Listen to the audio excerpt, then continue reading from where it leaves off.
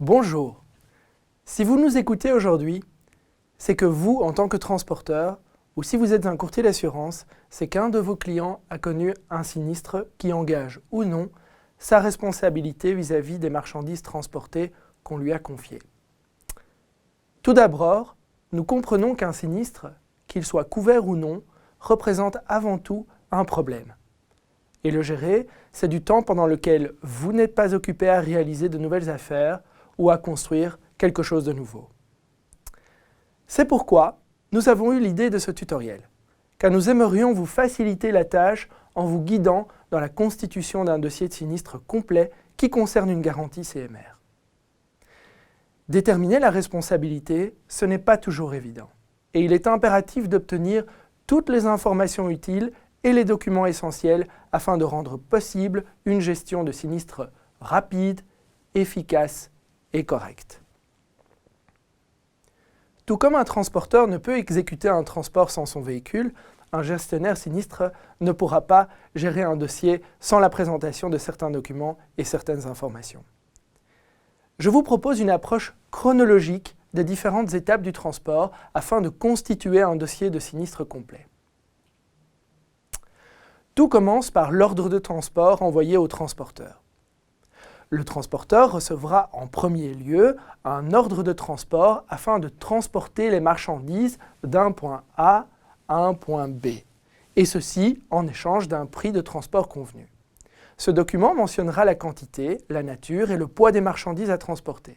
Sur ce document, on trouvera également l'adresse de l'expéditeur, celle du destinataire et la date de prise en charge ainsi que l'heure et la date de livraison. L'ordre de transport pourra aussi contenir des instructions spécifiques, comme par exemple passer la nuit sur un parking protégé et gardé. C'est souvent le cas pour des marchandises sensibles au vol, comme l'alcool, les cigarettes et les appareils audiovisuels. Dans le cas de marchandises à température dirigée, on y retrouvera la température requise. En ce qui concerne le transport en citerne, on y verra l'instruction de nettoyer la citerne auprès d'une société de lavage agréée. D'expérience, nous savons que les ordres de transport sont parfois très succincts. Dans certains cas même, en style télégramme ou même passé par téléphone dans les cas de collaboration de longue date.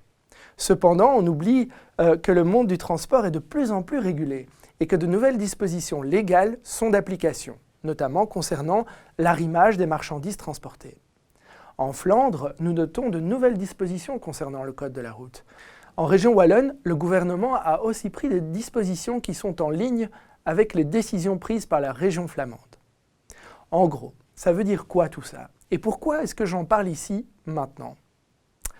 En plus des informations relatives au transport et aux marchandises, d'autres informations sont importantes, comme celles relatives à l'emballage ou celles relatives à la répartition idéale des charges sur les essieux du véhicule pour éviter le basculement du véhicule.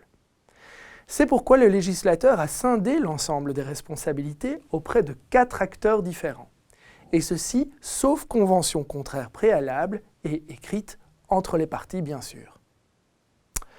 1. Le transporteur doit remplir les conditions suivantes. Fournir un véhicule adapté au chargement. Il se présente sur le lieu de chargement muni d'un véhicule propre et exempt de dommages structurels. Il est responsable de la fixation du conteneur sur le châssis. Il sécurisera le chargement sur base des informations que les autres vont lui communiquer, à savoir l'emballeur, le chargeur et enfin l'expéditeur. Deuxièmement, deuxième personne importante, l'emballeur ou le conditionneur.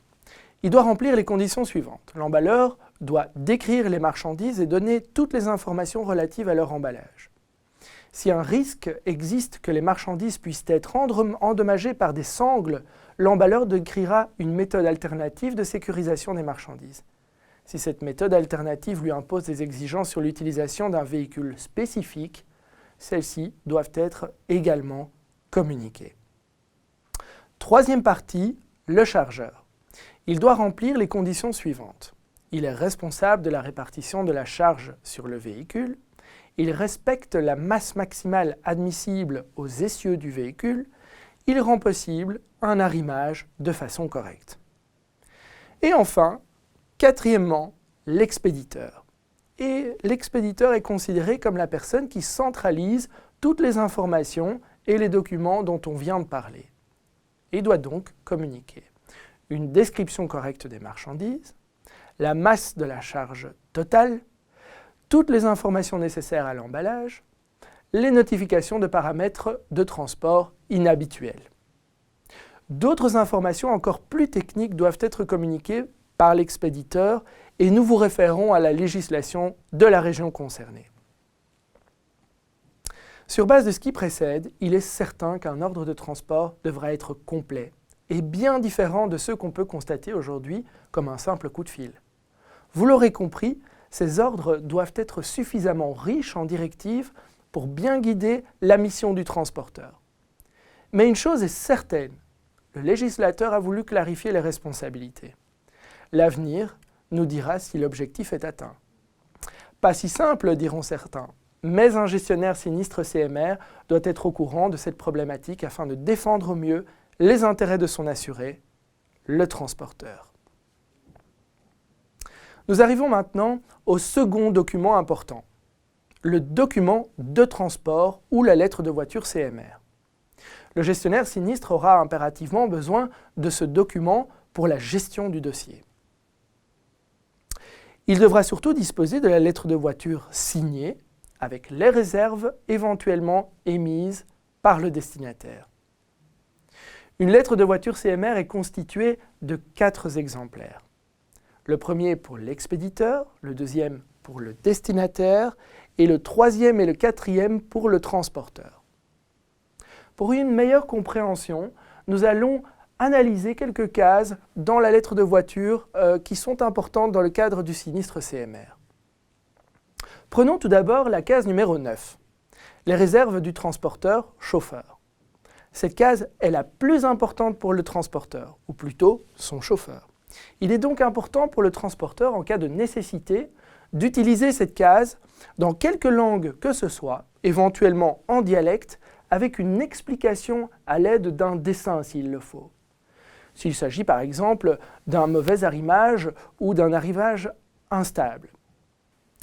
Attention, la réserve doit également être mentionnée sur l'exemplaire de l'expéditeur, donc le numéro 1. Sinon, la réserve n'a aucun sens. Vous l'aurez compris, il faut donc l'inscrire au moment de la prise en charge des marchandises.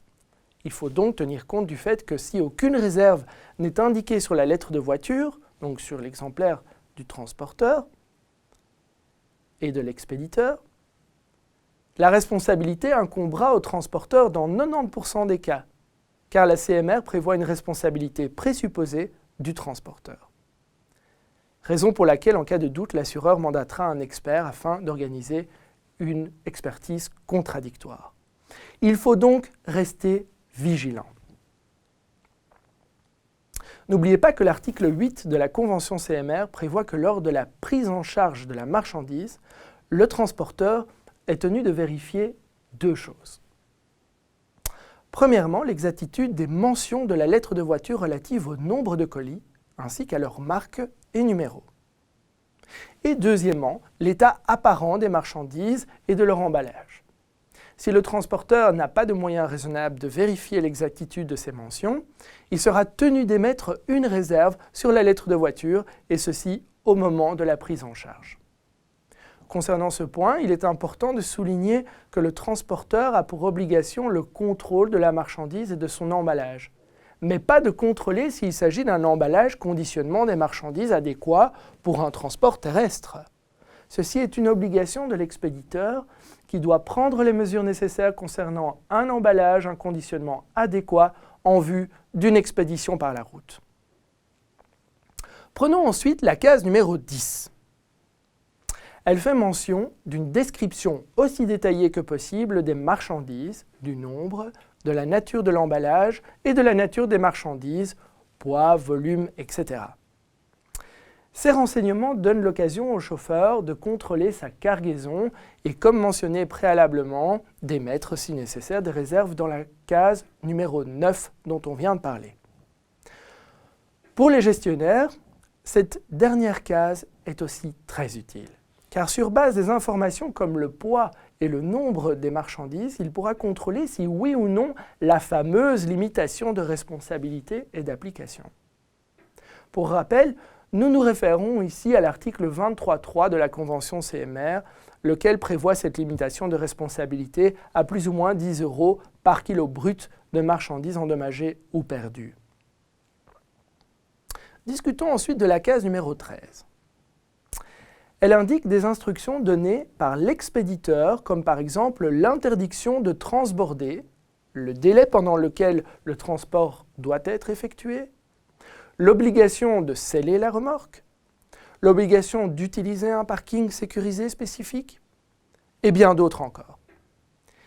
C'est une case à laquelle le transporteur doit faire attention, car l'ordre de transport ne reprend pas nécessairement toutes ces données-là.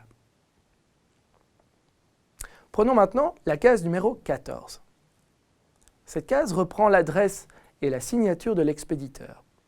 Il est important que la lettre de voiture soit signée par l'expéditeur, car en l'absence de cette signature, il n'y a aucune preuve contradictoire que le transporteur a bien pris la marchandise en charge, ni la preuve contradictoire des réserves émises par le chauffeur dans la case numéro 9. Discutons maintenant de la case numéro 16. Elle fait mention de la signature et du cachet du destinataire. Le plus souvent, c'est dans cette case que le destinataire peut également émettre des réserves ou des remarques à la réception des marchandises. Mais d'expérience, nous savons que nous allons retrouver aussi bien ces réserves dans la case 10 ou une autre place sur la lettre de voiture. Jusqu'ici, je vous ai donné un aperçu des données et des cases importantes reprises sur la lettre de voiture CMR. Ensuite, il est certain que si des réserves ont été émises pour des dommages ou des manquants, l'ayant droit introduira une mise en demeure ou une réclamation auprès du transporteur. De nos jours, cette mise en demeure est presque toujours transmise par courrier électronique. Elle peut être brève, mais son impact est important, car elle a comme but de tenir le transporteur responsable des dommages causés aux marchandises transportées et des conséquences néfastes qui pourraient éventuellement en découler. La mise en demeure peut déjà indiquer un montant de réclamation et peut contenir des documents justificatifs comme la facture commerciale des marchandises, documents que nous commenterons un peu plus loin. Il est important de préciser que la mise en demeure doit indiquer un montant de dommages. Dès cet instant, le délai de prescription en faveur du transporteur est suspendu, jusqu'à ce que le transporteur ou son assureur CMR rejette ou conteste sa responsabilité. Une mise en demeure peut également indiquer que les marchandises sont mises à disposition dans le but d'effectuer éventuellement une expertise. C'est pourquoi il est important que le gestionnaire sinistre en soit informé le plus rapidement possible afin de pouvoir juger si oui ou non une expertise est jugée nécessaire. La mise en demeure peut également être suivie d'une invitation formelle à une expertise contradictoire. Dans ce cas, si un transporteur reçoit une telle invitation, celle-ci doit immédiatement être signalée à l'assureur. Dès ce moment, l'assureur pourra mandater un expert afin de défendre les intérêts du transporteur et plus particulièrement vérifier la cause des dommages et chiffrer l'étendue de ces derniers. En effet, si on ne donne pas suite à une invitation d'une expertise contradictoire, le transporteur est supposé accepter les constatations de l'expert de la contrepartie. Cela peut être en effet très préjudiciable et certainement quand il apparaîtra par la suite que la responsabilité du transporteur ou l'étendue des dommages aurait pu être contestée. En cas d'expertise contradictoire, le gestionnaire sinistre aura besoin du rapport d'expertise pour la bonne gestion du dossier. Vous le constaterez, avec la réception de ce rapport d'expertise, nous rentrons maintenant dans la gestion du sinistre. Et à partir de ce moment, le gestionnaire demandera un certain nombre de documents et d'informations que je vais vous mentionner ici afin de gérer le dossier correctement et le plus rapidement possible. Il doit effectivement examiner et juger la responsabilité, conformément aux dispositions légales, dont les règles prévues dans la Convention CMR. Cela ne s'arrête pas là, car après avoir déterminé la responsabilité du transporteur, le gestionnaire va ensuite devoir contrôler si le dossier est recevable sur base des conditions générales et particulières de son contrat d'assurance. Donc le cheminement est bien de d'abord déterminer sa responsabilité et puis de vérifier si le dossier est recevable selon les modalités du contrat d'assurance. En plus des informations et des documents mentionnés précédemment, le gestionnaire sinistre demandera aussi une déclaration du chauffeur. Cette déclaration permet au gestionnaire de vérifier que ce qui est reproché au chauffeur est bien conforme à la réalité. En cas de vol, le PV auprès des autorités compétentes sera demandé. Il aura été déposé par le chauffeur ou le responsable du transporteur. Un autre document essentiel est la facture commerciale des marchandises. J'en parlais plus tôt. Cette facture permet de vérifier si, de prime abord, la réclamation contre le transporteur est justifiée. En effet, l'article 23 de la Convention CMR stipule que l'indemnisation de la perte totale ou partielle de la marchandise est à la charge du transporteur. Cette indemnité étant calculée en fonction de la valeur de la marchandise au lieu et à l'heure de leur réception. La valeur des marchandises est déterminée en fonction du prix du marché ou, à défaut, de la valeur habituelle des marchandises de même nature et de même qualité. En deuxième lieu, la facture de vente des marchandises permettra également d'indiquer celui qui est en droit d'exiger une indemnité chez le transporteur. À ce sujet, il faut contrôler les conditions de vente ou les conditions des incoterms sur la facture. Enfin, la facture permet d'indiquer aussi si des assureurs de marchandises, des assureurs cargo, sont impliqués. C'est également le cas d'une vente CIP, Carriage and Insurance Paid To. C'était donc un incoterm. En parallèle avec la facture commerciale, le gestionnaire demandera régulièrement la liste de colisage. Cette liste de colisage permet au gestionnaire de vérifier le poids des marchandises endommagées ou non livrées. Une fois le poids connu, et bien sûr, si l'assuré est tenu responsable, le gestionnaire pourra calculer la responsabilité maximale du transporteur conformément à l'article 23.3 de la Convention CMR qui définit la fameuse limitation de responsabilité par rapport à son poids. Dépendamment de la nature du transport ou des marchandises transportées ou des circonstances particulières du sinistre, le gestionnaire demandera également de plus amples informations techniques. Il est toutefois possible que l'expert mandaté par l'assureur puisse réclamer ces documents techniques afin de compléter son rapport et en faire part à l'assureur. Quelques exemples afin de vous donner une meilleure idée de ces documents techniques. En cas de dommage à des marchandises sous température dirigée, par exemple des frites surgelées, le gestionnaire sera en droit de demander la fiche de maintenance du groupe frigorifique de la remorque. En cas de contamination dans une remorque citerne, le certificat de nettoyage sera demandé. En cas d'incendie d'une remorque ou d'un tracteur endommageant les marchandises transportées, les carnets d'entretien du véhicule seront demandés. En cas d'accident de roulage ayant un impact important, les frais de dépannage, de sauvetage ou de sauvegarde liés aux marchandises transportées seront demandés. Ceci dans la mesure où les conditions de la police prévoient une couverture pour ces frais, bien sûr. Enfin, la correspondance entre les parties est non négligeable. Dans cette correspondance, le gestionnaire peut parfois trouver des éléments utiles à la défense des intérêts de son assuré, le transporteur. Ceci m'amène au dernier document qui est d'une importance capitale pour défendre les intérêts du transporteur. Il s'agit de la mise en demeure chiffrée ou en d'autres termes, la facture de réclamation parfois transmise sous forme d'une note de débit. Il est important de savoir que la Convention CMR prévoit un délai de prescription d'1 an, ce qui est relativement court, et si le transporteur ne reçoit pas cette réclamation chiffrée dans ce délai à compter de la date du sinistre, la réclamation sera prescrite en faveur du transporteur. Il y a cependant quelques exceptions prévues dans la Convention CMR, comme le cas de vol complet de la cargaison ou d'une non-livraison du chargement complet. En cas de faute grave ou de faute intentionnelle, qui concerne donc l'article 29 de la Convention CMR, ce délai de prescription est porté à 3 ans.